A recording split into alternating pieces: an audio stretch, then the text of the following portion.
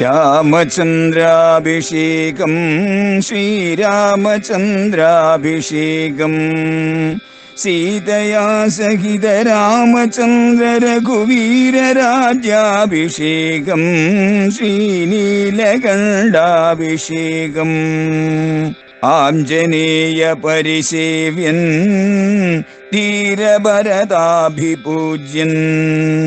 വീരലക്ഷ്മണ കുമാര ശത്രുഘ്ന സോദരാർച്ചിത പദാബ്ജൻ ശ്രീനീലകണ്ഠ ഹൃദയേശൻ രാമചന്ദ്രാഭിഷേകം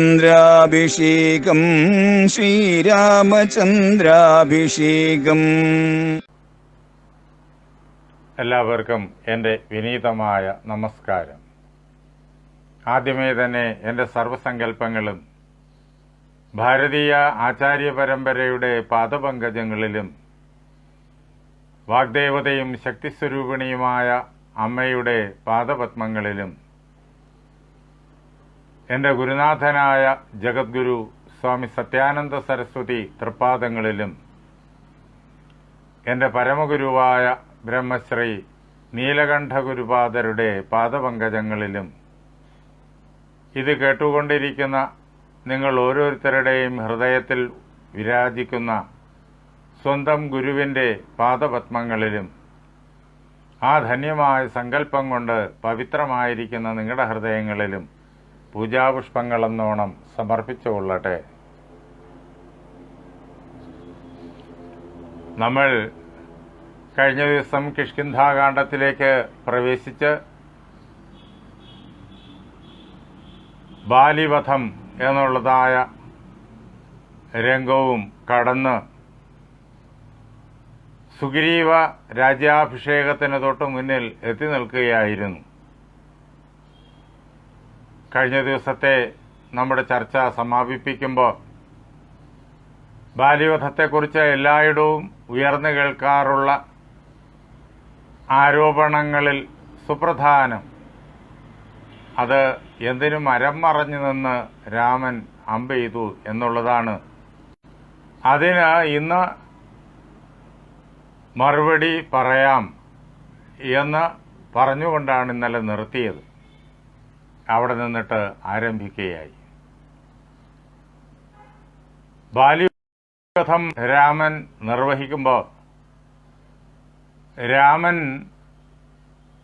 മരത്തിന്റെ പിന്നിൽ മറഞ്ഞു നിൽക്കുന്നു. ബാലിക്ക് കാണാൻ പറ്റാത്ത രീതിയിൽ. ബാലി അതുകൊണ്ട് രാമനെ കണ്ടില്ല. അയോധ്യാധിപനായ ദശരഥന്റെ 2 ആൺമക്കൾ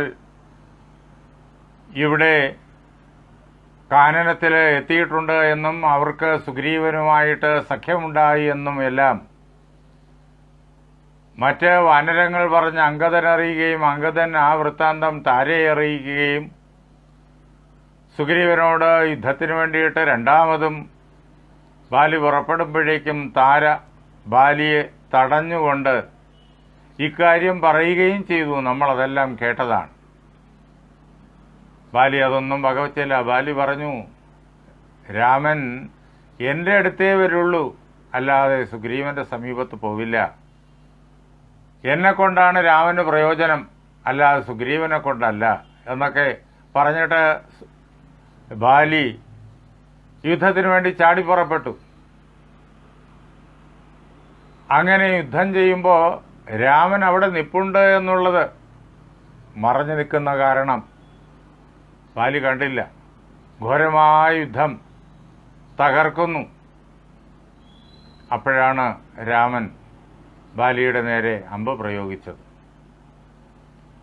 ഇതാണ് എപ്പോഴും ഉയർത്തപ്പെടാറുള്ളതായ ചോദ്യം. വളരെ സ്പഷ്ടമായിട്ട് ധർമ്മത്തിൻ്റെ സൂക്ഷ്മമായ മണ്ഡലങ്ങളെ നമ്മുടെ മുന്നിലേക്ക് കൊണ്ടുവരികയാണ് വാൽമീകി ഋഷി.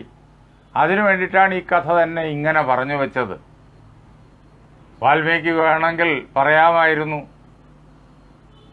രാമൻ ബാലിയെ നേരിട്ട് നിന്നാണ് യുദ്ധം ചെയ്ത് തോൽപ്പിച്ചത് എന്ന്. നേരിട്ട് അമ്പെയ്ത് ഭാര്യയെ വീഴ്ത്തി എന്ന് പറഞ്ഞാൽ അല്ല എന്ന് പറയാൻ നമുക്ക് ആർക്കും പറ്റില്ലല്ലോ. കാരണം അത് കണ്ടവരാരുമില്ല. വാൽമീകിയുടെ രാമായണത്തിലൂടെയാണ് രാമകഥയും അതിനകത്ത് വരുന്നതായ സർവ്വ കഥാപാത്രങ്ങളെയും നാം അറിയുന്നത്. പക്ഷേ അങ്ങനെയല്ല വാൽമീകി പറഞ്ഞത്. രാമൻ നേരിട്ടുള്ള യുദ്ധത്തിൽ വാലിയെ സംഹരിച്ചു എന്ന് പറയാതെ ബാക്കി എല്ലാ യുദ്ധങ്ങളിലും രാമൻ നേരിട്ടാണ് പങ്കെടുത്ത് ആ ശത്രുവിനെ വീഴ്ത്തുന്നത്. ഇവിടെ വാൽമീകി ഇങ്ങനെ പറയാനുള്ള കാരണം, നാം വളരെ ശ്രദ്ധയോടുകൂടിയിട്ട് വാൽമീകി രാമായണത്തിലൂടെ കടന്നു ചെന്ന് അന്വേഷിക്കണം. അപ്പോഴേക്കും കിട്ടും. കാവ്യത്തിൻ്റെ രീതി എന്ന് പറഞ്ഞാൽ പല കാര്യങ്ങളും ധ്വനിപ്പിക്കുക എന്നുള്ളതാണ്. വാക്കുകൊണ്ട് നേരിട്ട് പറഞ്ഞു വെക്കാതെ അതിനെ പ്രവൃത്തികളിലൂടെ, കഥാപാത്രങ്ങളിലൂടെ, കഥാസന്ദർഭങ്ങളിലൂടെ നമുക്ക് അനുഭവപ്പെടുത്തുകയാണ് കാവ്യത്തിൻ്റെ രീതി. ധ്വനിയാണ് കാവ്യത്തിൻ്റെ മണ്ഡലം. അതിന് സഹായകമായി മാത്രമേ വാക്കുകളുടെ പ്രത്യക്ഷമായിട്ടുള്ള അർത്ഥം, അതിന് അഭിധ എന്ന് പറയും, സാങ്കേതികമായിട്ട് അത് നിൽക്കുന്നുള്ളൂ. ധ്വനിക്കാണ് പരമപ്രാധാന്യം. വാൽമീകി ധ്വനിപ്പിച്ചു വച്ചിട്ടുണ്ട്. എന്തുകൊണ്ടാണ് രാമൻ മരം മറഞ്ഞു നിന്ന് കൊന്നത് എന്ന്. അങ്ങനെ ചെയ്യാതെ രാമൻ നേരിട്ട് വന്ന് ബാലിയെ യുദ്ധത്തിന് വെല്ലുവിളിച്ച് അമ്പ് ചെയ്ത് ബാലിയെ വീഴ്ത്തിയിരുന്നു എങ്കിൽ അത് ഏറ്റവും വലിയ അധർമ്മമായി പോയേനെ. മരം മറഞ്ഞു നിന്ന് അമ്പെയ്തതാണ് ധർമ്മം, നേരിട്ട് വന്നാൽ അത് അധർമ്മം. ഇങ്ങനെ ആയിപ്പോകുന്നു അവിടുത്തെ അവസ്ഥ. ഈ ലോകത്തിലെ വിവിധങ്ങളായ പ്രവൃത്തികളിൽ ഇന്നതിന്നതൊക്കെ ധർമ്മം, ഇന്നതിന്നതൊക്കെ അധർമ്മം എന്ന് നമ്മൾ വളരെ വ്യക്തമായി തരംതിരിച്ചു വച്ചിട്ടുണ്ട്. പറഞ്ഞ വാക്ക് പരിപാലിക്കുന്നത് ധർമ്മം, പറഞ്ഞതുപോലെ തന്നെ ഭംഗിയായിട്ട് പ്രവർത്തിക്കുന്നത് ധർമ്മം, ഇങ്ങനെ സത്യം പറയുന്നത് ധർമ്മം, ഇങ്ങനെയൊക്കെ നമ്മൾ മനുഷ്യരുടെ വിവിധങ്ങളായിട്ടുള്ള പ്രവൃത്തികളെ ധർമ്മമെന്നും അധർമ്മമെന്നും രണ്ട് വിഭാഗമായി തിരിച്ചു വച്ചിട്ടുണ്ട്. സജ്ജനങ്ങൾ എപ്പോഴും ധർമ്മമായിട്ടുള്ളത് മാത്രമേ പ്രവർത്തിക്കൂ, അധർമ്മത്തെ ഒഴിവാക്കും. ദുർജനങ്ങൾക്ക് പിന്നെ ഈ ചിന്തകളൊന്നുമില്ല. ധർമ്മമായാലും അധർമ്മമായാലും താൻ ആഗ്രഹിക്കുന്നതായ സമ്പത്ത്, സ്ഥാനമാനം, അധികാരം, പേര്, പ്രശസ്തി ഇതൊക്കെ കിട്ടിയാൽ മതി. അതിനെന്ത് ക്രൂരകർമ്മവും എന്ത് അധർമ്മവും ദുർജനങ്ങൾ പ്രവർത്തിക്കും. സജ്ജനങ്ങളാണ് ധർമ്മമേ ചെയ്യൂ എന്നുള്ള നിഷ്ഠയോടുകൂടി മുന്നേറുന്നത്. അവരുടെ മനസ്സിലാണ് ഇത്തരം ചോദ്യങ്ങൾ വരുന്നത്. ആ ചോദ്യം വരുന്നത് ഏറ്റവും വലിയ മാനസികമായ ഔന്നത്യത്തിൻ്റെ ലക്ഷണമാണ്. ആ ചോദ്യം ചോദിക്കുന്നയാളിൻ്റെ മാനസിക ഔന്നത്യത്തെ വ്യക്തമാക്കുന്നു. പിന്നെ ഈ ചോദ്യം കേട്ടിട്ട് അത് മനസ്സിലാക്കി വെച്ചിട്ട്, ആ ചോദ്യം മനസ്സിലാക്കി വെച്ചിട്ട് രാമനെ ആക്ഷേപിക്കാൻ വേണ്ടി ചോദിക്കുന്നവരുണ്ട്. അവർക്ക് ഏത് പ്രകാരത്തിലും രാമനെ ആക്ഷേപിക്കണം, രാമായണത്തെ ആക്ഷേപിക്കണം, ഭാരതീയ സംസ്കൃതി ആക്ഷേപിക്കണം, അത് മാത്രമേ ലക്ഷ്യമുള്ളൂ. അത് അവരുടെ മനസ്സിൻ്റെ താമസ സ്വഭാവത്തെ കാണിക്കുന്നു. ഇങ്ങനെ രണ്ട് പ്രകാരത്തിലും ഈ ചോദ്യം വരും. ഏത് പ്രകാരത്തിൽ ചോദിച്ചാലും അതിനുള്ള വ്യക്തമായ കാരണം വാൽമീകി അവിടെ കാണിച്ചു തന്നിട്ടുണ്ട്. നമ്മൾ ധർമ്മമെന്നും അധർമ്മമെന്നും വിവിധങ്ങളായ ചിന്തകളെയും പ്രവൃത്തികളെയും പൊതുവിൽ തരംതിരിച്ച് വച്ചിട്ടുണ്ട് എങ്കിലും ധർമാധർമ്മങ്ങൾ നിലനിൽക്കുന്നത് ഈ ചിന്തകളിലും ഈ പ്രവൃത്തികളിലും ഒന്നിലും അല്ല, അതിനും അപ്പുറത്താണ്. ധർമ്മസ്യ തത്വം നിഹിതം ഗുഹായാം. ധർമ്മത്തിന്റെ തത്വമുണ്ടല്ലോ, അത് ഓരോരുത്തരുടെയും ഉള്ളിൻ്റെ ഉള്ളിലാണ് ഇരിക്കുന്നത്, വെളിയിലെങ്ങുമല്ല. ചിന്തകളെല്ലാം അതിനെ അപേക്ഷിച്ചിട്ട്, ഉള്ളിൻ്റെ ഉള്ളിലിരിക്കുന്ന ധർമ്മത്തെ അപേക്ഷിച്ചിട്ട് ബാഹ്യമാണ്. മനസ്സ് നമ്മുടെ ഉള്ളിൻ്റെ ഉള്ളിലുള്ള ആ ആന്തരികമായ ചിത്തത്തെ അപേക്ഷിച്ചിട്ട് ബാഹ്യമാണ്, സ്ഥൂലമാണ് മനസ്സ്. ബുദ്ധിയും അങ്ങനെ തന്നെ. ശരീരം അതിനേക്കാളും സ്ഥൂലം, പ്രവൃത്തികൾ അതിനേക്കാളും സ്ഥൂലം. അങ്ങനെ ധർമ്മത്തിന്റെ തത്വം ഈ പ്രവൃത്തികളിലല്ല, സ്ഥൂലമായ പ്രവൃത്തികളിലല്ല ഇരിക്കുന്നത്. പ്രവൃത്തികളെ കണ്ടിട്ട് ഇത് ധർമ്മം ഇത് അധർമ്മം എന്നൊക്കെ നമ്മൾ വേർതിരിച്ച് പറയും, ചിന്തിക്കും എന്നൊക്കെ ഉണ്ടെങ്കിലും യഥാർത്ഥത്തിൽ ധർമ്മവും അധർമ്മവും ഇരിക്കുന്ന അവിടെ അല്ല, അത് ഇരിക്കുന്നത് നമ്മുടെ ഉള്ളിൻ്റെ ഉള്ളിലാണ്. അതുകൊണ്ട് അതിനെ വ്യക്തമായി മനസ്സിലാക്കിക്കൊള്ളണം. വ്യക്തമായി മനസ്സിലാക്കാൻ മഹാപുരുഷന്മാരുടെ വാക്കുകളെയും അവരുടെ പ്രവൃത്തികളെയും അവരുടെ കഥകളെയും ചിന്തകളെയും നാം സൂക്ഷ്മമായി പഠിക്കണം എന്ന് ആചാര്യന്മാർ. മഹാജനോ ഏനഗത സപന്ഥ, മഹാത്മാക്കൾ ഏത് വഴി കൂടിയാണോ സഞ്ചരിച്ചത് അതാണ് മാർഗം. നമ്മൾ ധർമ്മമെന്ന പൊതുവിൽ പറഞ്ഞു വച്ചിരിക്കുന്ന കാര്യങ്ങളിൽ ചിലത് ചില സന്ദർഭങ്ങളിൽ അധർമ്മമായി പോകും. അധർമ്മമെന്ന പൊതുവിൽ സങ്കല്പിച്ചു വച്ചിരിക്കുന്ന കാര്യങ്ങൾ പലതും പല അവസരങ്ങളിൽ ധർമ്മമായും മാറും. എന്തുകൊണ്ടെന്നാൽ ഈ പ്രവൃത്തികളിലല്ല ധർമാധർമ്മങ്ങൾ ഇരിക്കുന്നത്, അത് ഉള്ളിൻ്റെ ഉള്ളിലാണ്. ഈ പ്രവൃത്തികൾ എവിടെ നിന്നുണ്ടായി? നമ്മുടെ ഉള്ളിൻ്റെ ഉള്ളിൽ നിന്നാണ് ഉണ്ടായത്. സകല പ്രവൃത്തികളും നമ്മുടെ ഉള്ളിൻ്റെ ഉള്ളിൽ നിന്നാണ് ഉണ്ടാകുന്നത്. അത് ചിന്തകളായി, വികാരങ്ങളായി, ബുദ്ധിയിലും മനസ്സിലും വളർന്നിട്ട് പിന്നെ ശരീരത്തിലൂടെ പ്രവൃത്തിയായി മാറും. ഇതിൻ്റെ എല്ലാം ഉൽപ്പത്തി സ്ഥാനം നമ്മുടെ ഉള്ളിൻ്റെ ഉള്ളിലാണ്. അവിടെയാണ് ധർമ്മതത്വം ഇരിക്കുന്നത്. അതിനെ ആസ്പദമാക്കിയിട്ട് ഈ പ്രവൃത്തികളിൽ പലതും നമ്മൾ ധർമ്മമെന്ന് കരുതി വച്ചിരിക്കുന്നത് പലതും, നേരിട്ട് നിന്ന് യുദ്ധം ചെയ്ത് സംഹരിക്കുന്നത് ധർമ്മം നമ്മൾ കരുതി വച്ചിട്ടുണ്ട്, അത് പലതും അധർമ്മമായി മാറും. അതേപോലെ തന്നെ നമ്മൾ അധർമ്മമെന്ന് കരുതി വച്ചിരിക്കുന്ന പലതും ധർമ്മമായി മാറും. എപ്പോഴുമല്ല, ചില പ്രത്യേക ആത്യന്തിക മുഹൂർത്തങ്ങളിൽ.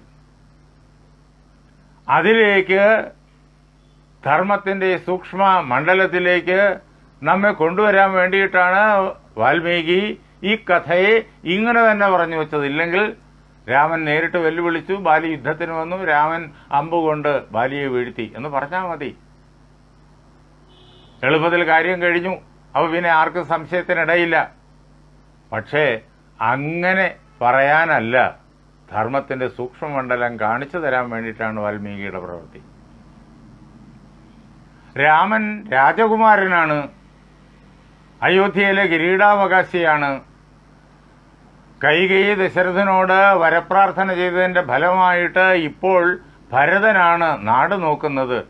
ഭരതൻ രാജ്യം നോക്കുന്നത് രാമന്റെ പേരിലാണ്. രാമപാദുകങ്ങളെ സിംഹാസനത്തിൽ വെച്ച് പട്ടാഭിഷേകം ചെയ്തിട്ട് രാമന് വേണ്ടിയിട്ട് രാമകിങ്കരനായിട്ടാണ് നാട് നോക്കുന്നത്. അങ്ങനെ ഈ ഭൂമിയിൽ അച്ഛന്റെ സത്യം പരിപാലിക്കാൻ സഞ്ചരിക്കുന്ന അയോധ്യയിലെ രാജകുമാരനാണ് രാമൻ. ധാർമ്മികനായ രാജകുമാരന്റെ ചുമതല ധർമ്മം നടപ്പിലാക്കുക എന്നുള്ളതാണ്. ഒരിക്കലും അധർമ്മത്തിന് വഴങ്ങില്ല. ധർമ്മം നടപ്പിലാക്കിയിരിക്കും. സ്വയം ധർമ്മമേ പ്രവർത്തിക്കൂ, മറ്റ് എല്ലാവരെയും ധർമ്മത്തിന്റെ വഴിയിൽ കൂടി നടത്തിക്കുകയും ചെയ്യും. അതാണ് ധാർമ്മികനായ രാജാവിന്റെ ചുമതല. അതാണ് രാമനിവിടെ ചെയ്തത്. സുഗ്രീവനെയും ബാലിയെയും ഒരേപോലെ ധർമ്മത്തിന്റെ പന്ഥാവിലൂടെ നയിക്കാൻ വേണ്ടിയിട്ടാണ് രാമൻ ഈ പ്രകാരത്തിൽ ബാലി സംഹാരം നിർവഹിച്ചത്. ബാലി അധർമ്മം ചെയ്യുന്നു നമുക്ക് എല്ലാവർക്കും അറിയാം. എന്താ, യഥാർത്ഥത്തിൽ സുഗ്രീവൻ ഒരു കുറ്റക്കാരനും അല്ല, കുറ്റം ചെയ്തിട്ടേ ഇല്ല, നമുക്ക് എല്ലാവർക്കും അറിയാം. ബാലിയോട് എല്ലാവരും അന്ന് പറയുകയും ചെയ്തു. അങ്ങനെയുള്ള നിരപരാധിയായ സുഗ്രീവനെ കൊല്ലാനോടിച്ചു എന്ന് മാത്രമല്ല, സുഗ്രീവന്റെ പത്നിയായിരിക്കുന്ന രൂമയെ അപഹരിച്ചു തന്റെ ഭാര്യയാക്കി. അത് ഏറ്റവും വലിയ പാതകം. അങ്ങനെ ബാലി ഭയങ്കരമായിട്ടുള്ള അധർമ്മം ചെയ്യുന്നു എന്ന് നമുക്കറിയാം. വർദ്ധിച്ചതായ കോപം, വർദ്ധിച്ചതായ ലോഭം, കാമം, ഇതൊക്കെ ബാലിയുടെ പ്രത്യേകതകളാണ്. അങ്ങനെ ബാലി യഥാർത്ഥത്തിൽ രജോ ഗുണപ്രധാനനാണ്. അവിടെ നിന്നിട്ട് ക്രമേണ ഈ കാമവും ക്രോധവും ലോഭവുമൊക്കെ വളർന്ന് വളർന്ന് വളർന്ന് വളർന്ന് തമസിലേക്ക് വീഴാൻ തുടങ്ങുകയാണ്. ഈ പ്രപഞ്ചത്തെ സൃഷ്ടിക്കുന്നത് മഹാമായയാണ് എന്ന് നേരത്തെ പലതവണ നമ്മൾ വിശദമായി ചർച്ച ചെയ്തിട്ടുണ്ട്. പരമാത്മാവിൽ നിന്ന് മഹാമായ സ്പന്ദിച്ചുണരുന്നു. ആ മഹാമായ ഈ ലോക പദാർത്ഥങ്ങളെല്ലാം സൃഷ്ടിക്കുന്നു. ആ മഹാമായയ്ക്ക് 3 ഗുണങ്ങളുണ്ട്: തമോ ഗുണം, രജോ ഗുണം, സാത്വിക ഗുണം. ഇതിൽ തമോ ഗുണം സത്യസ്ഥതയെ നമ്മിൽ നിന്ന് മറച്ചു വയ്ക്കുന്ന ഗുണമാണ്. പരമാത്മാവാണ് സത്യം, എങ്ങും നിറഞ്ഞു നിൽക്കുന്നത്, അതിനെ നമ്മിൽ നിന്ന് മറയ്ക്കുന്നു. എങ്ങനെ ഇരുട്ട് പ്രപഞ്ച ദൃശ്യങ്ങളെ നമ്മിൽ നിന്ന് മറയ്ക്കുന്നത് പോലെ. അതുകൊണ്ടാണ് തമോ ഗുണം എന്ന് പേര്. ഭയവും ആലസ്യവും ലോഭവും ഒക്കെ തമസിന്റെ സ്വഭാവങ്ങളാണ്. അതിനേക്കാൾ കുറെ കൂടി ഉയർന്ന തലത്തിലുള്ളതാണ് രജോ ഗുണം. തമസ് പരമാത്മാവിനെ നമ്മുടെ കണ്ണിൽ നിന്ന് മറച്ചു കളഞ്ഞാൽ അവിടെ ഇല്ലാത്ത വസ്തുക്കളെയൊക്കെ ഉണ്ടാക്കി കാണിക്കും, ലോകത്തെ ഉണ്ടാക്കി കാണിക്കും, ജീവനുള്ളതും ജീവനില്ലാത്തതുമായ പദാർത്ഥങ്ങളെ ഉണ്ടാക്കി കാണിക്കും. അതാണ് രജോ ഗുണത്തിന്റെ സ്വഭാവം. അതുകൊണ്ട് അതിന് വിക്ഷേപശക്തി എന്ന് പറയും. നമ്മൾ നേരത്തെ പലതവണ അത് ചർച്ച ചെയ്തിട്ടുണ്ട്. എന്ന് മാത്രമല്ല, സത്യാനന്ദ സംസ്കൃതിയിൽ അത് നമുക്ക് കാണാൻ കഴിയും. യൂട്യൂബിനകത്ത് സത്യാനന്ദ സംസ്കൃതി എന്ന് പേരായ ചാനലുണ്ട്. അതിനകത്ത് ഇതെല്ലാം വളരെ വിശദമായിട്ട് ചർച്ച ചെയ്തിട്ടുണ്ട്. 1400-ൽ പരം എപ്പിസോഡായി കഴിഞ്ഞു. അതിൽ ചർച്ചാ വിഷയം ഇതൊക്കെ തന്നെയാണ്. ഭാഗവതവും ഗീതയും മഹാഭാരതവും ഒക്കെയാണ്. ശങ്കരാചാര്യസ്വാമികളുടെ പ്രകരണ ഗ്രന്ഥങ്ങളും ഒക്കെയാണ്. അല്ലാതെ വേറെ ഒരു വിഷയവുമില്ല. 1400-ൽ പരം ദിവസങ്ങളായിട്ട് അതിങ്ങനെ ദിവസവും ഒരു എപ്പിസോഡ് വെച്ച് വന്നുകൊണ്ടിരിക്കുന്നു. അതിനകത്ത് ഇതെല്ലാം ശങ്കരാചാര്യസ്വാമികളുടെ തത്വബോധമെല്ലാം വിശദീകരിക്കുന്നിടത്ത് വളരെ വിപുലമായിട്ട് ഇതെല്ലാം ചർച്ച ചെയ്തിട്ടുണ്ട്. അത് സത്യാനന്ദ സംസ്കൃതിയിൽ പ്രവേശിച്ചിട്ട് യൂട്യൂബിലാണത്.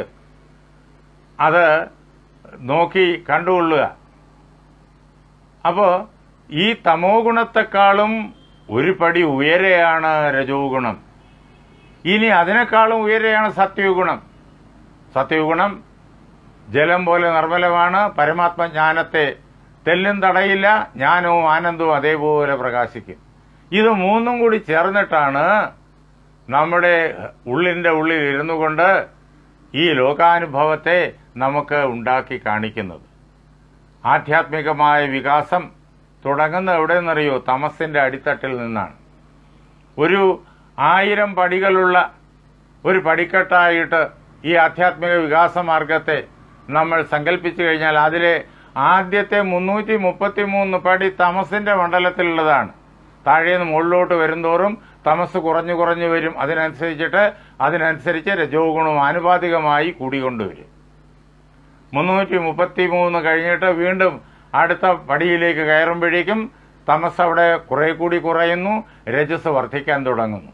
പിന്നെ അങ്ങോട്ട് 666 കടക്കുന്നത് വരെ രജസ് ഇങ്ങനെ കൂടി വരുന്നത് കാണാം. തമസ് ഇങ്ങനെ കുറഞ്ഞു വരുന്നു. അത് കഴിഞ്ഞാലോ 666 കഴിഞ്ഞാൽ അതിനപ്പുറത്തേക്ക് കടക്കുമ്പോഴേക്കും രജസ് കുറയാൻ തുടങ്ങും, സാത്വിക ഗുണം വർദ്ധിക്കാൻ തുടങ്ങും. അങ്ങനെ 999 എത്തി. അപ്പോഴും ശുദ്ധ സാത്വിക ഗുണത്തിലെത്തി നിൽക്കുകയാണ്. തമസും അവിടെ ഇല്ല, രജസ്സും അവിടെ ഇല്ല.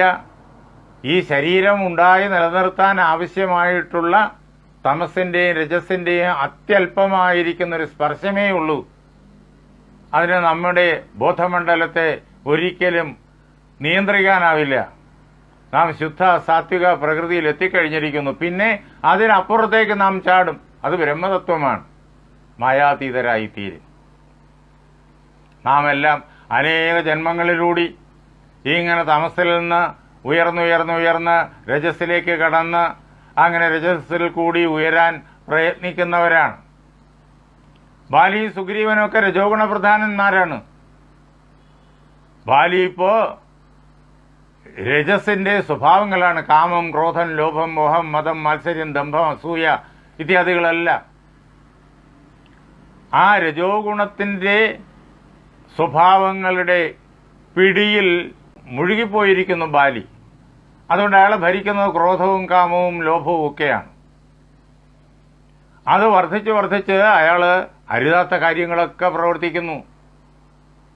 അതാണ് തന്റെ ബന്ധുക്കളും അമാത്യന്മാരും എന്തിന് താര പോലും സുഗ്രീവൻ കുറ്റക്കാരനല്ല എന്ന യാഥാർത്ഥ്യം പറഞ്ഞിട്ടും കേൾക്കാതെ സുഗ്രീവനെ അനുജനെ കൊല്ലാൻ പുറപ്പെട്ടത്. അനുജന് മകന്റെ സ്ഥാനമാണ് കൊല്ലാൻ പുറപ്പെട്ടത്.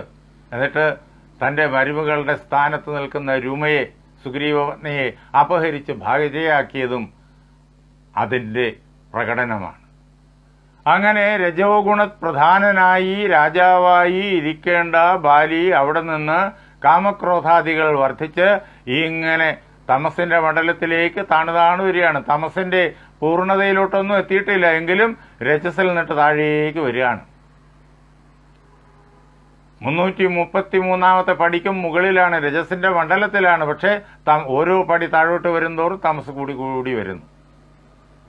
ബാലി ഇങ്ങനെ കുറ്റം ചെയ്യുന്നു. ആ കുറ്റം ചെയ്യുന്ന ബാലിയെ അതിൽ നിന്ന് രക്ഷപ്പെടുത്തേണ്ടത് രാജാവ് എന്നുള്ള നിലയിൽ, രാജകുമാരൻ എന്നുള്ള നിലയിൽ രാമന്റെ ധർമ്മമാണ്.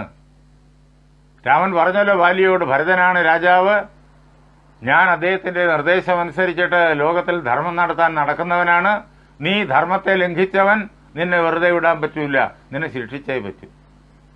ബാലി ഉപദേശം കൊണ്ട് ശരിയാവില്ലെന്നൊക്കെ നമ്മൾ ഇന്നലെ കണ്ടു. അപ്പോ ബാലിക്ക് നല്ല പ്രഹരം കൊടുക്കണം, അതേ പറ്റൂ. അങ്ങനെ ബാലിയെ പ്രഹരിക്കേണ്ടത് രാമന്റെ ചുമതലയായി. അതിനാൽ അമ്പയച്ചു. അതുകൊണ്ട് മാത്രമേ ബാലി പഠിക്കൂ. അതുകൊണ്ട് ബാലിക്ക് മനസ്സിന് ഭേദം വരികയും ചെയ്തു. അങ്ങനെ രജസിന്റെ പൂർണ്ണതയിൽ നിന്ന് താഴേക്ക് തമസിലോട്ട് വീഴാൻ തുടങ്ങുന്ന ബാലിയെ ആ വീഴ്ചയുടെ ഘട്ടത്തിൽ വെച്ചിട്ട് തടഞ്ഞു നിർത്തിയിട്ട് മുകളിലേക്ക് തിരിച്ചുവിടുകയാണ് ആധ്യാത്മിക മാർഗത്തിൽ രാമൻ ചെയ്യുന്നത്.